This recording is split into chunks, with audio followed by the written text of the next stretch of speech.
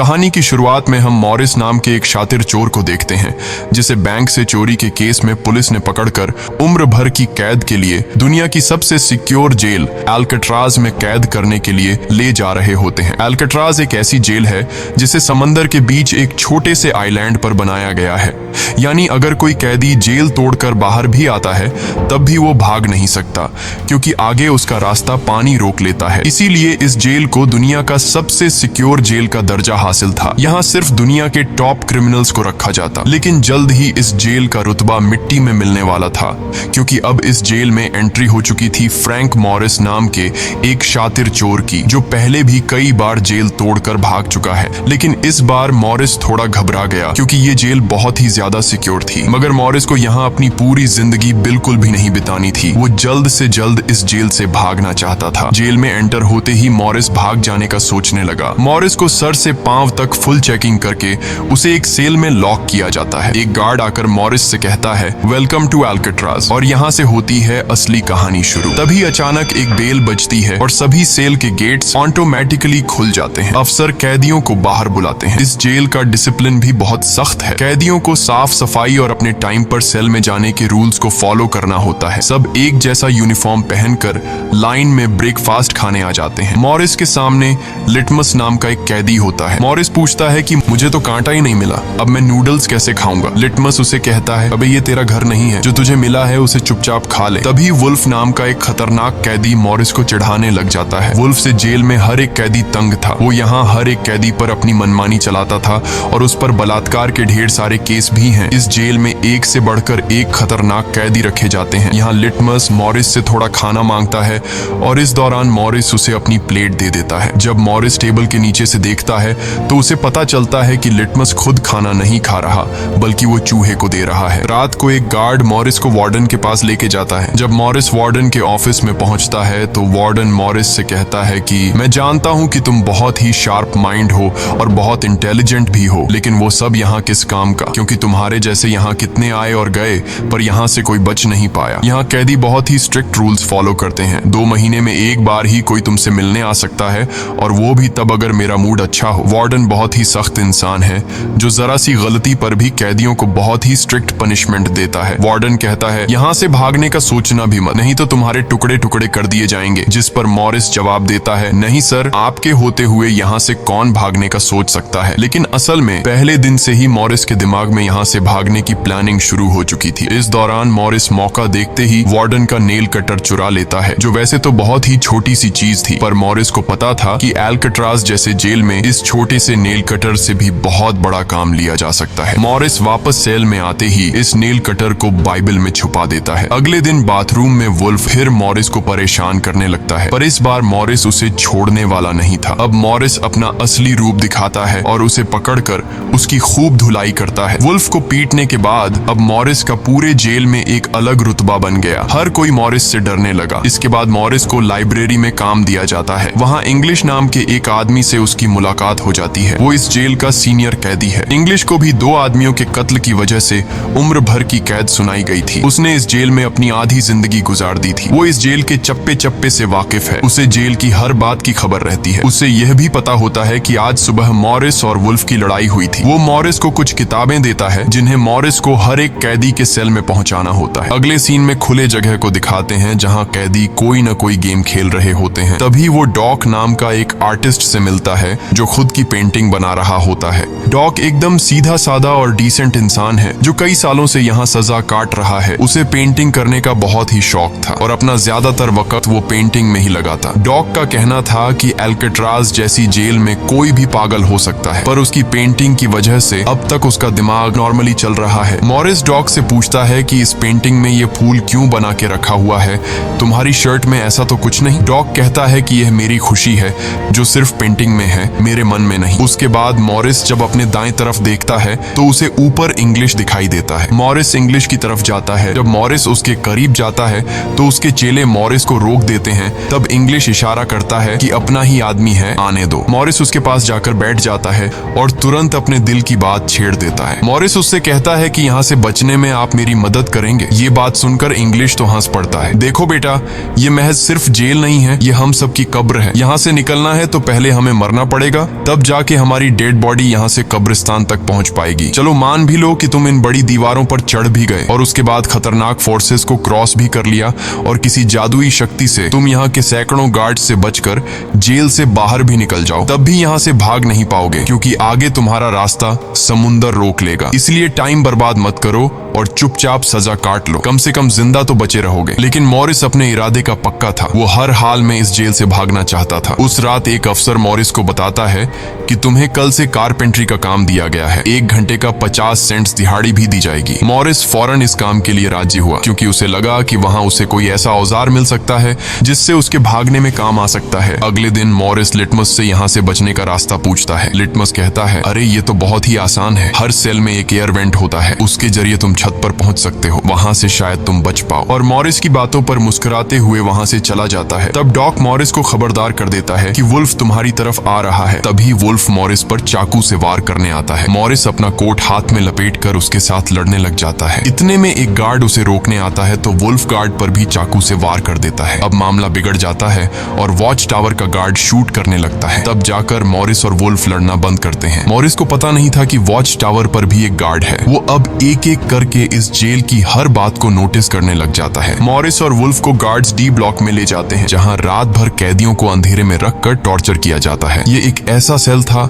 जहां कोई भी कैदी नहीं जाना चाहता था। जाने से पहले वुल्फ मॉरिस को धमकाता है कि बेटा तेरी मौत तो मेरे हाथों होगी। उस रात मॉरिस को तरह तरह के टॉर्चर्स सहने पड़ जाते हैं जिससे उसकी हालत काफी खराब हो जाती है। 2 हफ्ते तक इस अंधेरे वाले सेल में रहने के बाद उसे वापस उसके सेल में लेके आते हैं जहां लिटमस अपने पालतू चूहे से मॉरिस को एक नोट भेजता है जिसमें लिखा होता है, वेलकम बैक मॉरिस। एक दिन चार्ली नाम का एक नया कैदी आता है जिसे मॉरिस के पास वाले सेल में रखा जाता है। मॉरिस और चार्ली में जल्दी दोस्ती हो जाती है। मॉरिस फिर उसे अपने दूसरे दोस्तों से भी मिलवाता है। उसी समय वार्डन बिना किसी को बताए हर एक कैदी के सेल को चेक करता है। जब वो डॉक के सेल में जाता है तो डॉक के सेल में उसके बनाए हुए कई पेंटिंग्स होते हैं। वार्डन हैरान रह जाता है कि दिन ब दिन उसकी पेंटिंग तो बढ़ती जा रही है। डॉक ने वार्डन की पेंटिंग भी बना के रखी होती है। उसे देखकर वार्डन मुस्कुराने लग जाता है, लेकिन पता नहीं क्यों अगले दिन वार्डन डॉक के सेल में बनाई गई सभी पेंटिंग्स को बाहर फेंकने का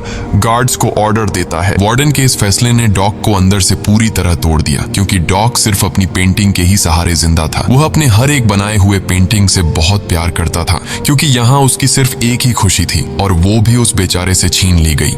मॉरिस उसे समझाता है कि कोई बात नहीं, वो सिर्फ पेंटिंग ही तो थी, तुम और भी बना सकते हो। लेकिन डॉक इस सदमे से बाहर नहीं आ पा रहा था। अगले दिन उसे देखकर मॉरिस गार्ड से कहता है कि प्लीज डॉक पर नजर रखिए, वो बहुत ही परेशान दिख रहा है, कहीं वो खुद को नुकसान न पहुंचा ले। फिर गार्ड मॉरिस को कहता है तुम अपने काम से काम रखो। डॉक को भी मॉरिस के साथ कारपेंटर का काम दिया जाता है। तभी डॉक छुपकर मॉरिस की जेब में कुछ रख देता है। उसके बाद वो एक गार्ड को बुलाता है और कारपेंटरी के लिए दी गई कुल्हाड़ी से अपनी 3 उंगलियां काट लेता है और कहता है कि जिन उंगलियों से मैं पेंट नहीं कर सकता उनकी मुझे जरूरत नहीं है। यह कहकर वो चिल्लाने लग जाता है। तब गार्ड उसे पकड़ कर ले जाते हैं। मॉरिस देखता है कि डॉक ने उसके कोट में वही फूल डाल दिया है जिससे उसने अपनी पेंटिंग बनाई थी। शायद वो मॉरिस को बताना चाहता है कि इन लोगों ने मेरी खुशी मुझसे छीन ली। मॉरिस डॉक की कटी हुई उंगलियां उठाकर एक डिब्बे में डालता है और गार्ड को देखकर कहता है कि जाओ अपने वार्डन को दे दो, वो इसे देखकर बहुत खुश होगा। अगले दिन मॉरिस अपने सेल में बैठा होता है। तभी वो देखता है कि एक कॉकरोच एयर वेंट के अंदर जा रहा है जिससे उसे अंदाजा हो जाता है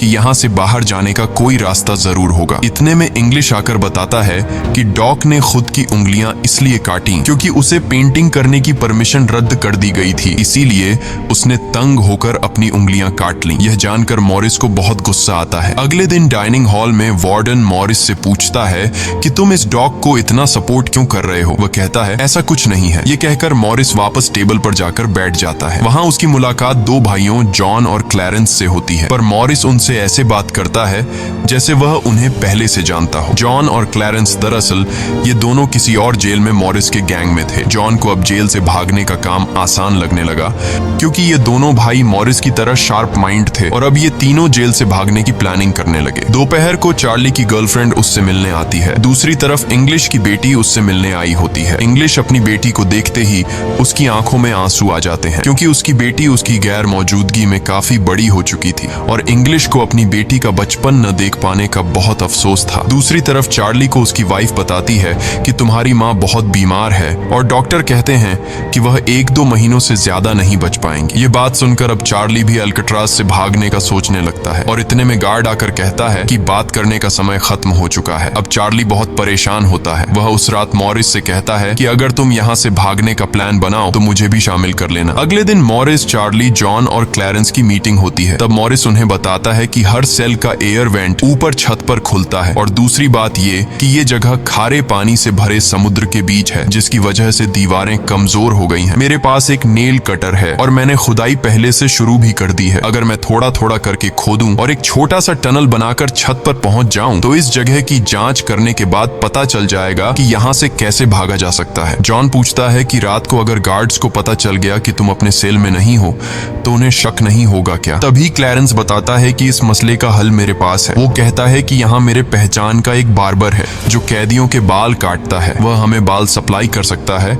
और उसे यूज करके हम एक डमी हेड बनाकर उसे बेड पर लिटा देंगे, जिसके बाद अगर हम दीवार की सुरंग से निकलकर ऊपर छत पर भी होंगे तब गार्ड्स को शक नहीं होगा क्योंकि हमारे सेल के बेड पर नकली सिर रखे होंगे। पर बात अभी भी वहीं अटकी हुई थी कि जेल से तो निकल जाएंगे लेकिन समुद्र का पानी कैसे पार करेंगे? मॉरिस जॉन से कहता है, देखो इसमें मुझे तुम्हारी मदद की जरूरत पड़ेगी। तुम तो क्लोजिंग डिपार्टमेंट में काम करते हो, वहां तुम्हें उन पुलिस अफसरों के लिए बनाए गए रेनकोट्स मिल जाएंगे, तो तुम कुछ रेनकोट्स चुरा कर मुझे दे देना। हम उससे एक ट्यूब बोट और लाइफ जैकेट बनाकर समुद्र को पार कर सकते हैं। यहाँ चार्ली कहता है, भाई मुझे भी कोई काम दो, मैं भी तुम लोगों की मदद करना चाहता हूँ। मॉरिस चार्ली से कहता है कि जब मैं वेंटिलेशन की जाली खोदूं तो तुम पहरा देना ताकि कोई गार्ड हमें देख न ले, और जब तुम खोदोगे तब मैं पहरा दूंगा। मॉरिस का प्लान सभी को पसंद आता है और उसी रात में काम शुरू कर देते हैं। लेकिन दीवार खोदने के लिए नेल कटर बहुत छोटा था जिसे चलाने में मॉरिस को बहुत जोर लगाना पड़ता और मॉरिस को दीवार खोदने में काफी मुश्किल हो रही थी। उसके हाथ में कहीं छोटे भी आई लेकिन वो धीरे धीरे उस होल को खोदने लगता है। अगले दिन वो खाने के टेबल पर अपने दोस्तों से कहता है कि मुझे खुदाई के लिए एक बड़े औजार की जरूरत है। नेल कटर से दीवार खुरेदना बहुत मुश्किल हो रहा है। तभी मॉरिस ने अपने हाथ में चम्मच को देखते हुए उसके दिमाग में एक आइडिया आया। वो जानबूझकर चम्मच को अपने जूते पर घिसकर उसे गंदा कर देता है। उसके बाद मॉरिस ने गार्ड को बुलाया और कहा कि ये चम्मच गंदा है, मुझे दूसरा चम्मच दो। बाकी लोगों ने भी गार्ड से उनका चम्मच बदलने की रिक्वेस्ट की। गार्ड को इसमें कोई गड़बड़ नहीं लगी और उसने फौरन चम्मच बदलने की इजाजत दे दी, जिसके बाद वह सीधा टेबल की तरफ बढ़ता है जहां एक और सिक्योरिटी गार्ड सीट पर बैठा होता है। पर जैसे ही वह टेबल पर रखे हुए चम्मच बदलने लगता है तो जॉन ने वहां मौजूद गार्ड को बातों में उलझा लिया, जिसका फायदा उठाते हुए मॉरिस ने एक के बजाय 2 चम्मच उठा लिए और एक को जेब में छुपाकर रख दिया, जिसके बाद वह सीधा अपने सेल में चला जाता है। रात को इंग्लिश उसे बुक देने आता है तो मॉरिस पूछता है कि क्या यहाँ पर वेल्डिंग करने वाला कोई इक्विपमेंट मिलेगा? इंग्लिश समझ जाता है कि मॉरिस के सिर पर अब भी जेल से भाग निकलने का भूत सवार है। वह कहता है कि मैं तुम्हें पहले भी बता चुका हूँ कि तुम्हारी कोशिश बेकार हो जाएगी क्योंकि तुम पकड़े जाओगे और शायद अपनी जान भी गंवा दोगे। इतने सालों में मुझे कभी भागने का ख्याल नहीं आया क्योंकि मैं जानता हूँ ये इम्पॉसिबल है, लेकिन तुम जिद्दी हो तो मैं क्या कर सकता हूँ, करो कोशिश। लेकिन मॉरिस को उसकी वार्निंग का कोई फर्क नहीं पड़ता। वह अगले दिन लिटमस से माचिस मांगता है और कहता है कि अगर आप मेरी मदद करेंगे तो मैं आपके चूहे को अपने हिस्से का खाना हर रोज दूंगा। लिटमस खुश होकर ये डील मान जाता है क्योंकि लिटमस को चूहा बहुत पसंद था। उसी रात लिटमस मॉरिस को अपने माचिस पास कराता है। मॉरिस नेल कटर के एक हैंडल को निकालता है जिससे वह एक छोटा सा बेलचा बनाने जा रहा होता है। फिर वह चम्मच को तोड़कर नेल कटर की हैंडल से जोड़ लेता है। फिर माचिस चलाकर दोनों को अच्छी तरह से वेल्ड करके एक नुकीला औजार तैयार कर लेता है। बस फिर क्या था, वो वेंट के चारों ओर खुदाई शुरू करता है। चार्ली पहरा देता है। अगर कोई गार्ड उस तरफ आया तो वह तुरंत सीटी मारकर मॉरिस को सिग्नल देगा। पर पहरा देते देते चार्ली की आंख लग जाती है और तभी वहां पर एक गार्ड आता है। पर खुशकिस्मती से एन वक्त पर इंग्लिश ने बीच में आकर उस गार्ड का ध्यान भटकाया और दूसरी तरफ इंग्लिश की बातचीत सुनते हुए चार्ली की भी आंख खुल गई, लेकिन टेंशन में वह सीटी भी नहीं मार पाता। जिसके बाद वह कोई चीज गिरा देता है तो मॉरिस उसका इशारा समझकर वेंट को कवर करके बेड पर लेट जाता है। गार्ड पूछता है कि यहाँ कुछ जलने की स्मेल आ रही है। मॉरिस कहता है, सर आपके रहते मजाल है कि कोई स्मोक करेगा, मुझे तो कोई बू नहीं आ रही है। उस गार्ड को भी ठंडक पहुंचती कि चलो कोई तो मेरी कदर करता है। उसके जाते ही मॉरिस वेंट के चारों ओर कंक्रीट निकाल देता है, लेकिन वो देखता है कि वेंटिलेशन जाली के साथ पेच भी घुसे गए हैं जिसे काटने के लिए कोई शार्प औजार लगेगा। इस दौरान मॉरिस को जब भी बाहर जाने का मौका मिलता तब वह ग्रिल से निकली हुई सीमेंट को चुपचाप बाहर गिरा देता। अगले दिन कारपेंटर का काम करते हुए वह एक मेटल उठा लेता है जो चाकू की तरह शार्प है, लेकिन चार्ली उसे कहता है कि मेटल डिटेक्टर से बचकर तुम्हें इसे बाहर कैसे लेके जाओगे। मॉरिस बहुत ही कॉन्फिडेंस से कहता है कि वो सब मैं देख लूंगा। जब मॉरिस बाहर जाता है तो दरवाजे पर मेटल डिटेक्टर बजने लगता है। दरअसल मॉरिस मेटल को हाथ में उठा लाया था। गार्ड पूछता है कि ये क्यों लेके जा रहे हो। मॉरिस कहता है, सर वो मैंने सोचा कि कपड़े टांगने के लिए इसे यूज करूंगा। गार्ड कहता है, ज्यादा होशियार मत बनो और वो मुझे दे दो। ये कहकर गार्ड वो मेटल उससे ले लेता है और मॉरिस को पूरी तरह चेक करके जाने देता है। लेकिन अपना हीरो तो हीरो है। दरअसल उसने 2 मेटल चुराए थे, एक हाथ में लाया था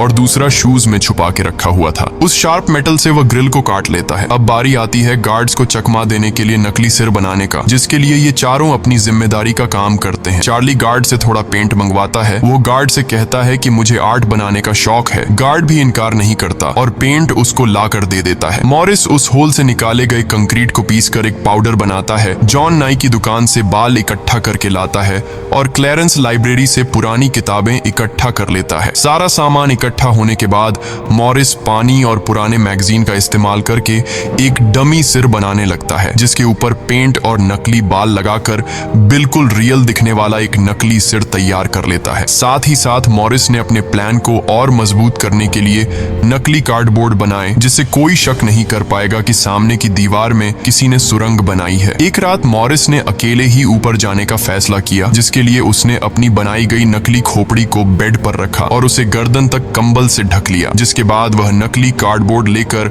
सुरंग से बाहर निकल आता है। वहां मॉरिस पाइप्स को पकड़कर धीरे धीरे ऊपर छत पर चढ़ जाता है। दूसरी तरफ चार्ली बाहर पहरा दे रहा होता है। छत पर पहुंचने के बाद मॉरिस देखता है कि वहां ऊपर एक लोहे का ग्रिल है, जिस तक वह कूद कर भी नहीं पहुंच पाता। इसी बीच एक गार्ड आता है और चार्ली से पूछता है कि इतनी देर रात तक तुम पेंट क्यों कर रहे हो और तुम्हारा दोस्त मॉरिस आज इतनी जल्दी क्यों सो गया। चार्ली कहता है कि जी सर, आज मॉरिस कारपेंट्री का काम करते हुए थक गया था, इसलिए वह जल्दी सो गया। तभी अचानक गार्ड के हाथ से उसकी लाठी नीचे गिर जाती है। उसे उठाते हुए वो देखता है कि मॉरिस के बाल बहुत अजीब दिख रहे हैं। अब चार्ली डर के मारे कांपने लगता है कि आज तो काम से गए। गार्ड मॉरिस के सेल के अंदर हाथ घुसाकर उसके बाल टच करता है तो मॉरिस पूछता है, क्या हुआ सर, मेरे बाल इतने खूबसूरत हैं क्या। लकीली एन वक्त पर मॉरिस नीचे आकर वहां लेट गया था। अगले दिन मॉरिस अपने साथियों को बताता है कि छत पर एक रास्ता है, लेकिन उसे एक ग्रिल से बांध के रखा हुआ है और वह ग्रिल बहुत ऊंचाई पर है। मुझे एक और साथी की मदद चाहिए। तब जॉन कहता है कि मैंने अपना वेंट पूरी तरह खोद दिया है, आज रात मैं भी वहां पहुंच जाऊंगा, दोनों मिलकर ग्रिल को खोलेंगे। उसी रात मॉरिस और जॉन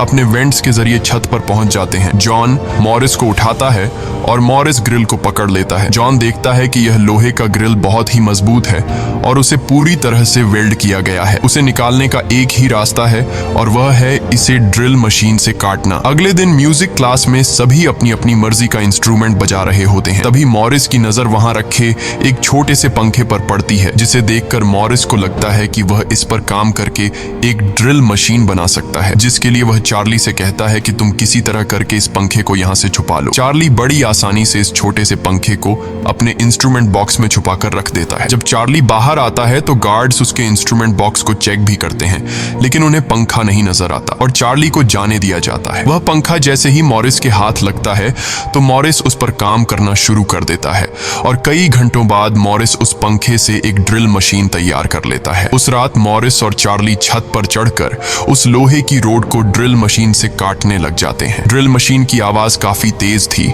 जो कि ड्रिल की आवाज को सुनकर गार्ड्स ऊपर आने लगते हैं, लेकिन तब तक मॉरिस ग्रिल का एक रोड काट देता है और ड्रिलिंग की आवाज बंद हो जाती है। ड्रिल की आवाज बंद होने के बाद गार्ड उसे नजरअंदाज करके वापस चला जाता है। अब इन चारों ने भागने के लिए अपने सभी रास्ते खोल दिए थे, जिसके बाद वह मंगलवार की रात को दुनिया की सबसे सिक्योर जेल एल्केट्राज से भागने वाले थे, जिससे आज तक कोई भी नहीं भाग पाया था। अगले दिन फिर उनकी मीटिंग होती है और वह भी मूवी हॉल में, जहां सब मूवी देख रहे होते हैं। मूवी की आवाज के बीच मॉरिस जॉन और क्लैरेंस से पूछता है कि क्या तुम्हारा वेंट तैयार हुआ है और उन रेनकोट्स का क्या हुआ जिससे हम ट्यूब बोट्स और लाइफ जैकेट्स बनाने वाले थे। वह बताते हैं कि सब तैयार है, हमारा डमी सिर भी एकदम रेडी है, बस बच निकलने की देरी है। अगली सुबह नाश्ते के दौरान मॉरिस ने डॉग की दिए हुए फूल को टेबल पर रखा। वार्डन ने जब इस फूल को देखा तो वार्डर उनकी टेबल पर आकर वहां रखे हुए फूल को मसल देता है। ये देखकर लिटमस को बहुत गुस्सा आता है, क्योंकि ये फूल डॉग का फेवरेट था और डॉग मर चुका था। लिटमस तो गुस्से में उस पर हमला करता है कि एक तो तुमने डॉग को मार दिया और दूसरी तरफ तुम उसकी दी गई एक छोटी सी निशानी को भी नहीं छोड़ रहे हो। लेकिन जैसे ही वह वार्डन पर हमला करता है उसे अचानक हार्ट अटैक आ जाता है और वह नीचे गिर पड़ता है। मॉरिस को वार्डन पर बहुत गुस्सा आता है और चारों उसी रात बच निकलने का फैसला करते हैं। मॉरिस आधी रात का इंतजार कर रहा होता है ताकि गार्ड्स का पहरा जरा कमजोर हो जाए तो हम आसानी से बच निकल पाएंगे। तभी मॉरिस के सेल में इंग्लिश उसे कुछ बुक्स देता है तो मॉरिस कहता है कि आखिरी बार तुमसे हाथ मिलाना चाहता हूँ। इंग्लिश समझ जाता है कि मॉरिस ने यहाँ से बचने का पक्का प्लान बना लिया है। वह चुपचाप यहाँ से चला जाता है, लेकिन फिर जो होता है वह मॉरिस ने बिल्कुल भी नहीं सोचा था। वार्डन अचानक उसके सेल को चेक करने आता है, जैसे वार्डन को किसी ने उसके प्लान के बारे में बता दिया हो। मॉरिस बहुत ज्यादा घबरा जाता है क्योंकि इतने महीनों की मेहनत के बाद उसकी मेहनत पर पानी फिरने वाला था। वार्डन ने मॉरिस के सेल के हर एक कोने को चेक करने का हुक्म दिया। गार्ड मॉरिस के सेल की हर एक चीज को चेक करता है, लेकिन मॉरिस कोई आम कैदी नहीं था कि उसने कोई छोटा मोटा प्लान बनाया था, बल्कि उसने एकदम साफ और परफेक्ट प्लान बनाया था जिसे वार्डन तो क्या बल्कि वार्डन का दादा भी नहीं पकड़ सकता था। यहाँ तक कि गार्ड ने जब खास उस जगह से सूटकेस हटाया जहां मॉरिस ने सुरंग करके भागने का रास्ता बनाया था, तो वहां भी मॉरिस नहीं पकड़ा गया क्योंकि उसने पहले से ही एक नकली कार्डबोर्ड बनाकर दीवार में बिल्कुल बारीकी से फिट कर लिया था। जब वहां कुछ नहीं मिलता तो वार्डन और गार्ड चले जाते हैं, लेकिन गार्ड बताता है कि मॉरिस और चार्ली रात भर बातें करते रहते हैं, मुझे तो दाल में कुछ काला लग रहा है। वार्डन कहता है ठीक है, कल तुम मॉरिस का सेल चेंज कर दो जिससे वो दोनों न साथ रहेंगे और न ही बात कर पाएंगे। अगले दिन ब्रेकफास्ट के टाइम पर वुल्फ मॉरिस को फिर धमकाता है और मॉरिस से कहता है कि आज रात तुम्हारी आखिरी रात होगी। मॉरिस अपने साथियों से कहता है कि यह गधा ठीक कह रहा है, आज रात यहाँ मेरी आखिरी रात ही होगी। लेकिन दोपहर को ही वुल्फ मॉरिस पर चाकू से वार करने जाता है, तभी इंग्लिश बीच में आकर वुल्फ को पकड़ लेता है। दरअसल इंग्लिश भी मॉरिस की मदद करना चाहता है, वह कामयाब हो या ना हो, लेकिन इंग्लिश मॉरिस के काम में मदद करना चाहता है। उस रात मॉरिस, जॉन, क्लैरेंस और चार्ली ने अपने अपने वेंट के रास्ते से निकलकर ऊपर छत पर मिलने का फैसला किया। यहाँ तो चार्ली अपने साथियों के साथ भागने के लिए राजी हो जाता है, लेकिन फिर जैसे ही वह सेल में पहुंचता है तो उसे घबराहट होने लगती है। सेल में अकेला बैठकर उसने प्लान में शामिल न होने का फैसला किया और उसके बाकी 3 साथी अपने अपने वेंट के रास्ते से निकलकर ऊपर छत तक पहुंच जाते हैं। वह तीनों काफी देर तक चार्ली का इंतजार करते हैं, लेकिन काफी टाइम गुजरने के बाद जब उन्हें लगता है कि चार्ली नहीं आएगा तो वह चार्ली को छोड़कर निकलने का फैसला कर लेते हैं। वह तीनों अपने प्लान के मुताबिक आगे बढ़ने लगे, लेकिन इधर चार्ली की आंखों के सामने उसकी आजादी का सपना दूर होता जा रहा था। वह तीनों धीरे धीरे सर्चलाइट से छुपकर भागने लगे।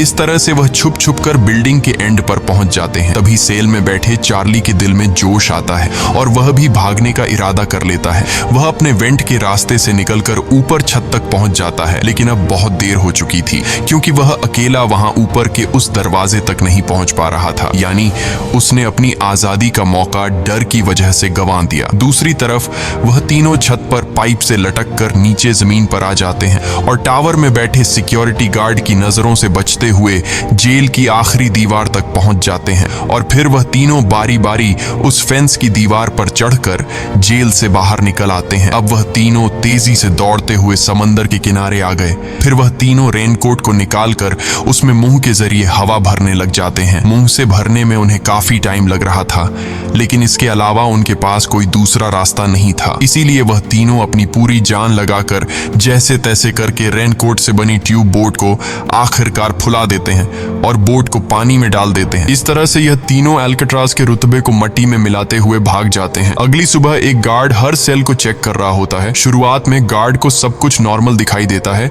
लेकिन जब वो चार्ली के पास पहुंचते हैं तो चार्ली अपने सेल में भूत की तरह खड़ा होता है और दिल ही दिल में खुद को ताने दे रहा होता है कि काश कल रात को थोड़ा सा हिम्मत जुटा लेता तो शायद बाकी लोगों के साथ बच निकल जाता। गार्ड पूछता है कि तुम्हारा दोस्त यह इतनी देर तक क्यों सो रहा है। यह कहकर वो मॉरिस के सेल में जाकर उसे आवाज देता है, लेकिन मॉरिस की तरफ से कोई जवाब नहीं मिलता तो गार्ड को गुस्सा आता है और वो सेल खोलकर उसे बालों से पकड़कर उठाने की कोशिश करता है। लेकिन जब गार्ड उसे जोर से ऊपर की तरफ खींचता है तो सिर नीचे गिर जाता है। यह देखकर गार्ड के पैरों तले जमीन ही खिसक गई क्योंकि मॉरिस अब सेल में नहीं बल्कि बाहरी दुनिया के मजे ले रहा है। बेड पर तो उसने अपना डमी हेड छोड़ दिया था, जिसके बाद पूरे अल्काट्राज में सायरन बजने लग जाते हैं। पूरे जेल में यह बात फैल गई कि जेल से कुछ कैदी भाग चुके हैं, जिसके बाद वार्डन जेल के चप्पे चप्पे में उन तीनों को ढूंढने लगता है। जब वो तीनों जेल के अंदर नहीं मिलते तो वार्डन समुद्र में एक सर्च ऑपरेशन चलाता है। वार्डन को यकीन नहीं होता कि वो तीनों बच निकल गए। उसे लगता है कि जरूर तीनों पानी में मरे होंगे, पर अंदर ही अंदर वार्डन जानता था कि वो तीनों बहुत ही स्ट्रांग थे। उन तीनों ने समुद्र के पानी को पार करके अब आजादी का सांस ले रहे होंगे। वार्डन से हेडक्वार्टर के अफसर सवाल पे सवाल उठा रहे होते हैं, तुम क्या सो रहे थे जब वो तीनों बच निकले? वार्डन बहुत ही टेंशन में होता है, लेकिन तभी वहां पर वार्डन को डॉग का वही फेवरेट फूल मिलता है। इसका मतलब ये था कि मॉरिस वार्डन से डॉग का बदला भी लेना चाहता था। तब सर्च टीम का हेड आकर बताता है कि सर, हर तरफ सर्च हो चुका है, लेकिन उनकी बॉडीज नहीं मिली। अब वार्डन अपनी नौकरी और खुद की इमेज बचाने के लिए उसे कहता है कि जैसा मैं कहता हूँ वैसे रिपोर्ट लिखो कि उन तीनों ने बचने की कोशिश की, लेकिन वो तीनों पानी में डूबकर मर गए। लेकिन वॉल्टन की इस बात पर किसी को भी भरोसा नहीं हुआ, जिसके बाद मॉरिस अल्काट्राज जेल तोड़ने से पूरी दुनिया में जीनियस के नाम से मशहूर हुआ। इस घटना के 1 साल के बाद अल्काट्राज जेल को बंद कर दिया गया, क्योंकि अब इसकी कोई गारंटी नहीं थी कि यहाँ से कोई बच नहीं सकता। इस तरह से सच्ची कहानी पर बनाई गई ये फिल्म खत्म हो जाती है। अगर वीडियो आपको अच्छी लगी हो तो हमारे चैनल को सब्सक्राइब और वीडियो को लाइक जरूर कीजिएगा।